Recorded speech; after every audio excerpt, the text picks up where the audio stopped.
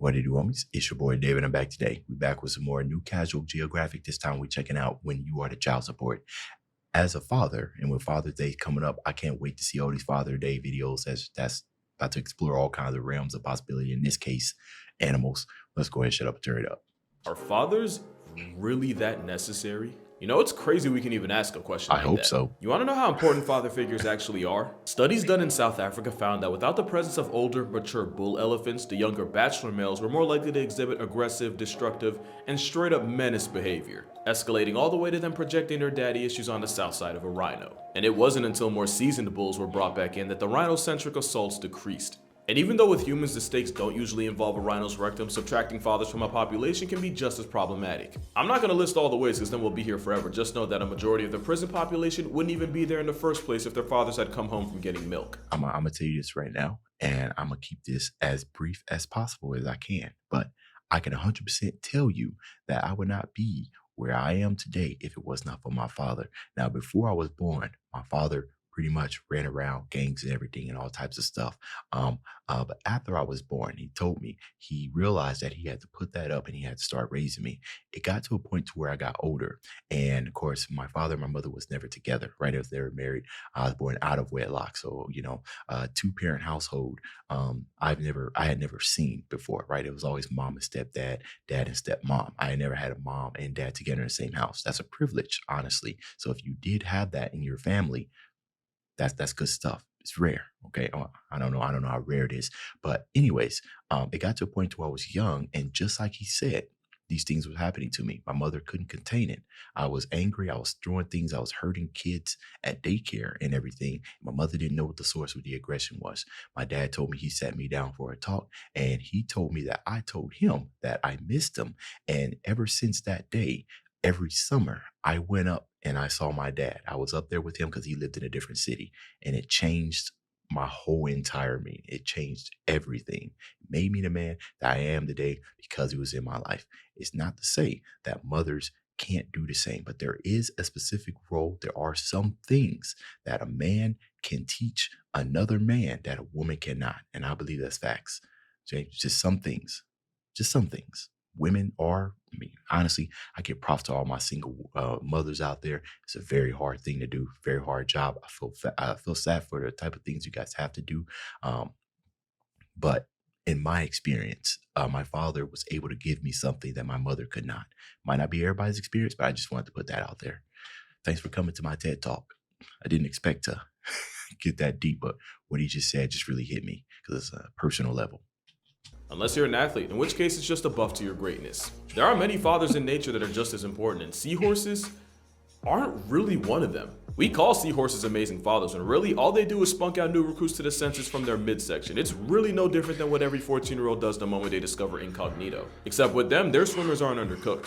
And I'm sorry if that ruined seahorses for you. No, actually, I'm sorry. So sorry, in fact, that with the help of ChatGPT, I'm going to genuinely apologize for my actions by not apologizing at all. I've made a severe and continuous lapse in my judgment. There's no way. ChatGPT is just one of the services provided by the sponsor of this video, Opera Browser. Opera is considered the best browser for tech fans, and it's the first browser to go live with integrated generative AI tools, which means you can finally get the answers to the truly hard-hitting questions of life. No need to go monkey branching from tab to tab when AI has all the answers you'll ever need. But like a seahorse after its fifth contraction, there's still somehow more. Opera also has browser-native contextual AI prompts. What that means is you can request AI assistance based on what content you're viewing with just a click. I didn't know that. If you're like me and your attention span has eroded to the point where you'd rather mop a beach than read more than one page at a time, one of these AI tools lets you shorten a long read into more digestible chunks. And so much more. If you get Opera using the link in the description, you'll get these AI prompts on default. Do any of you work jobs where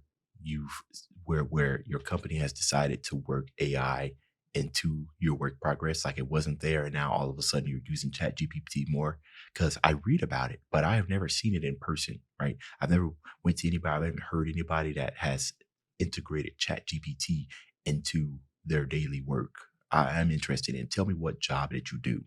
Along with ChatGPT already in your sidebar. You can also create a pin board of because it pretty ain't much going anything you're nowhere. interested in. You can That's for actually check sure. out my pin board in the description. You Love also it or get to hate it. choose from a It's library your of state. thousands of wallpapers to personalize your browser. So make sure you use my link below to download Opera, and shout out to Opera for sponsoring this video. But in all seriousness, yes, seahorses are the only fathers that give birth, and they do so after 6 weeks of incubating his brood of up to and over 1,000 babies in his belly. Now Wow. add in the fact that seahorses will often mate for life and reinforce their pair bond with a synchronized dance, and Stevie Wonder can see how seahorses got the reputation of being the best fathers in the animal kingdom. Except the male seahorse will occasionally cannibalize a small percentage of the kids he pops out. And while it's true a baby seahorse is called a fry, Papa Seahorse acts a little too accordingly by turning his unluckiest children into an infinite food hack. Not enough to truly threaten the survival of the next generation, but just enough for me to confidently They're so say you can frail. find about 10 better fathers in nature. Like, for example, the fox.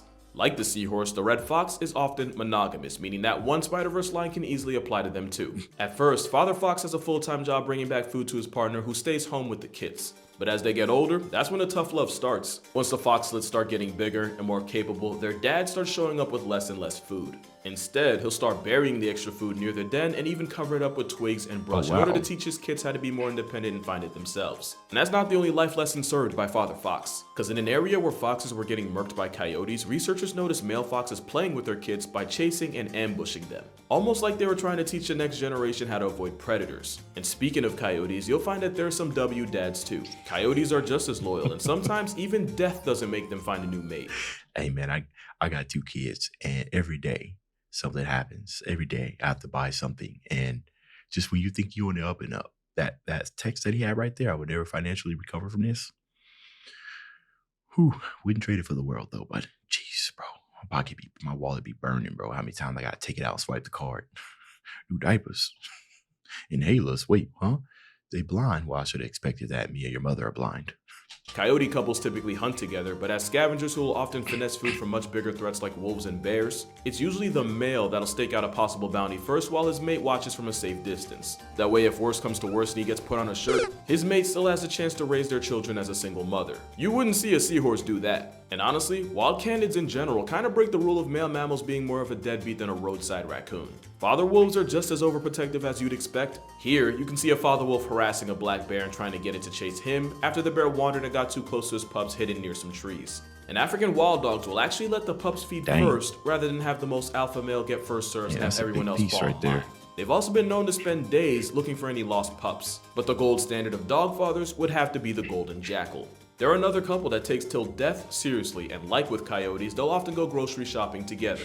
And when his partner's pregnant, Father Jackal digs a burrow for his mate to rest in, and he'll defend that den with his life if it gets to that point. And once the pups are born, the male jackal will go to any lengths to find enough food, even if it means squaring up with wild boars or stealing food from right under the nose of tigers or wolves. And even though he risks everything for food, most of what he eats just gets regurgitated back at the den for his kids. They're top tier dads, because if anything ever happened to the male jackal, there's a good chance the mother wouldn't be able to keep the kids alive on her own. So yeah, wild dogs seem to mostly beat the deadbeat dad allegations, but at least they have a partner they can count on. Meanwhile, the great value ostrich of the Andes has to hard carry the whole bloodline by himself. The Rhea is a player who runs game on up to 10 females who all take turns dropping eggs in his nest. That's about as far as Mother Rheas contribute, as they leave the male to look after the massive family by himself. Daddy Rhea will even live off a quarter of the food he normally would, since he'd rather starve than leave his nest of up to 60 eggs unsupervised for too long. Being a stay-at-home single father only gets more difficult after they hatch, where Latin Big Bird acts as their bodyguard, while also teaching his class of chicks where to find food and where to best avoid becoming it. All while his baby moms try out every flavor of male like samples at a mall, because female Rheas are for the whole prairie.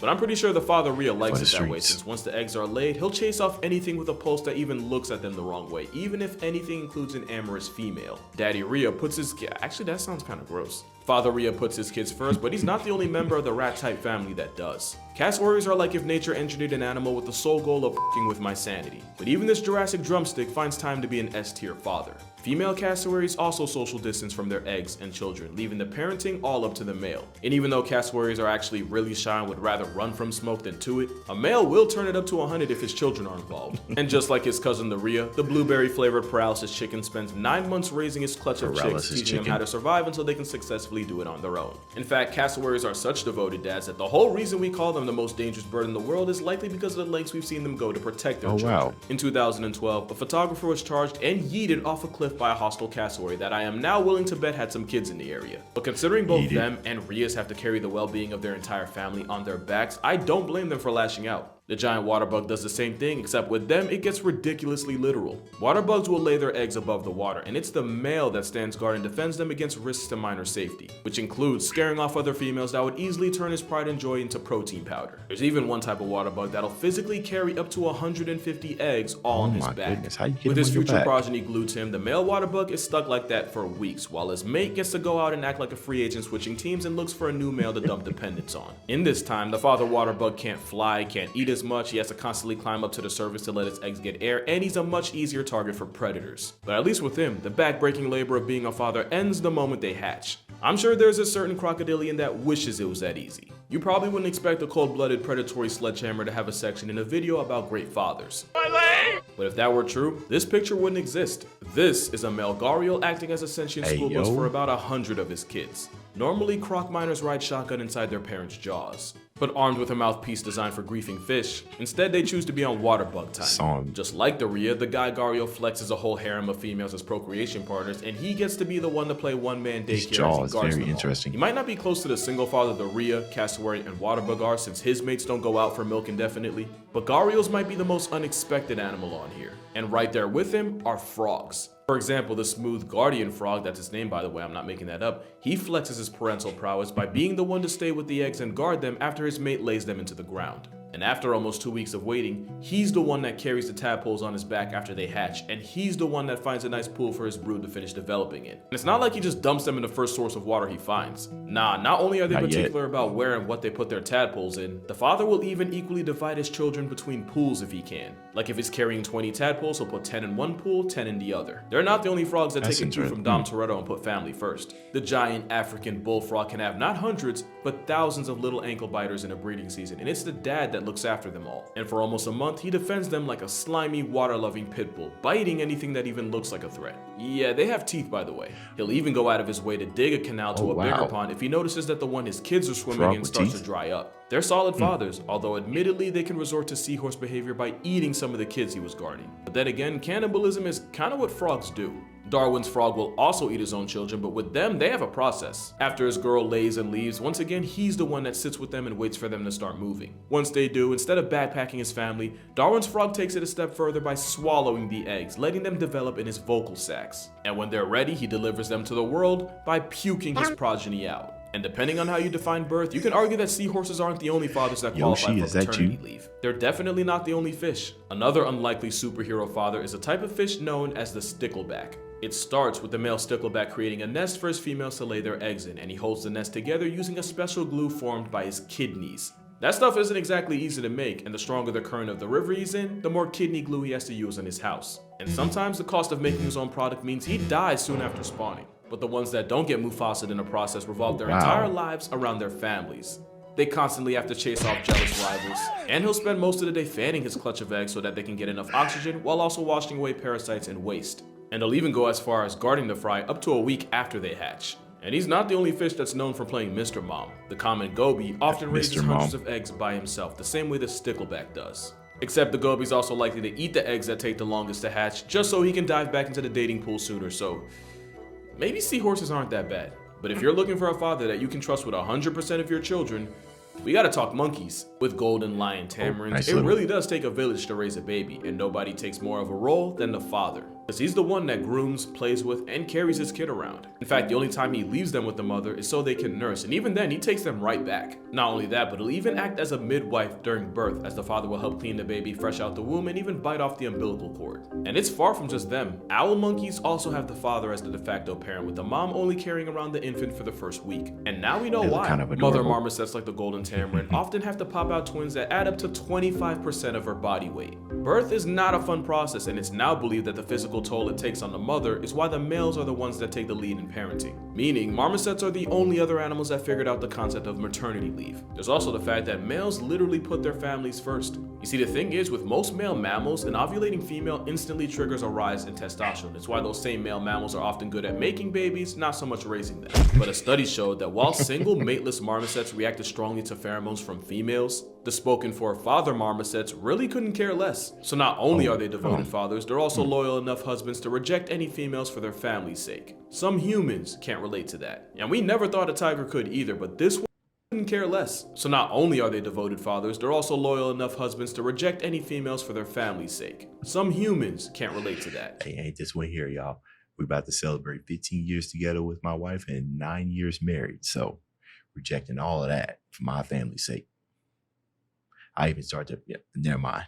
And we never thought a tiger could either, but this one managed to change a lot of what we thought we knew about them. P243 was a male tiger in an Indian reserve who confused scientists by single-handedly raising 4 cubs after his mate and baby mother passed tense. He'd share his kills with them, seemingly patrol the cubs' territory for danger. There was even a time where he brought down a whole cow, but didn't take any for himself and instead left it all for his cubs. And even though at this time he was an eligible bachelor, for a while it seemed like 243 was actively rejecting the advances of females just to keep his cubs a priority. This flew in the face of everything we originally thought about male tigers being just as deadbeat as their prey.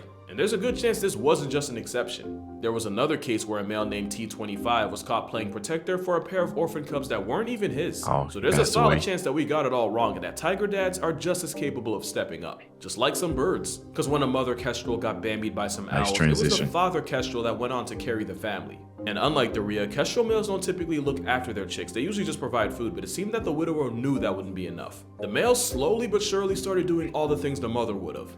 Brooding them, feeding them, keeping them warm, and even tearing up the food he brought into tiny pieces the weak-souled chicks could eat. Keep in mind, he wasn't good at it at first, and researchers genuinely wondered if he'd be able to pull through for them. In fact, it took a couple tries for him to realize that his chicks wouldn't eat if he didn't do the bird equivalent of cutting up their food for them. But that's the thing, it didn't come naturally, and he still kept trying for his chicks, and he still managed to raise them. But there is no animal that does more for his chick than the last animal in this video. Be honest, you knew there was no way emperor penguins wouldn't get mentioned in a video about fathers. And it's because male emperors have to spend 2 months straight alone with their egg. The only reason why I know this is because of Happy Feet. It's crazy, the type of knowledge you learn from just kid shows, you know what I mean? Kid movies, or family movies, if you will. That's 2 months of complete darkness while tanking -40 degrees Fahrenheit and getting smacked by 120-mile-per-hour winds. So cold that if the father happens to fumble the egg onto the ground, it takes less than a minute for the chick inside to enter the gulag. The margin for error is so small that for the 2 months of ice-chilled, sun-deprived hell, the penguin dad barely moves at all since the entire time he's balancing the egg on his feet. And when the egg finally hatches, the fasting father feeds his baby with a crop milk made from a gland in his throat, making him only one of 3 birds that uses crop milk. It isn't until the mom finally returns from sea that they switch off and the father can finally feed himself. But by the time he waddles all the way to the breeding ground, pulls a female, does a 2-month mannequin challenge in Satan's icebox, gets relieved by the mother, and waddles back to sea, it's been a good 4 months since he's eaten anything, during which he loses almost half of his body weight in the process. It's like when 50 Cent nearly became a hashtag for a movie I guarantee none of you actually watched. I know I didn't, and that's assuming his mate does come back and doesn't get put on a milk carton while out fishing. At the end of the day, emperor penguin dads get griefed by every force of nature, all for their little gray baby face tap dancing mini him. And because of all that, I think it's fair to say emperor penguin dads are the goats of fatherhood. But that's gonna do it for this video. Hope you enjoyed it. Make sure you drink water, hug your mother. Shout out to all the fathers out there for real. Y'all really don't get enough credit. So if you have a father, let him know you appreciate him. Don't wait for a calendar or Instagram to tell you to. And if you don't have a father, my condolences. I know today's probably not the best for you. Just try to take care of yourself. And if you don't have a father or a mother, damn, okay, Batman, who are your ops? May you turn all that character development into something positive. Just know, you better have a banging college essay. Shout out to Opera for sponsoring this video. Shout out to my father for sponsoring me, in more ways than one. And I'ma see y'all in the next one. All right, y'all. I thought this was an amazing video just in time for Father's Day. It's the end of this video. If you enjoyed the content, leave a like and subscribe. Dave's out.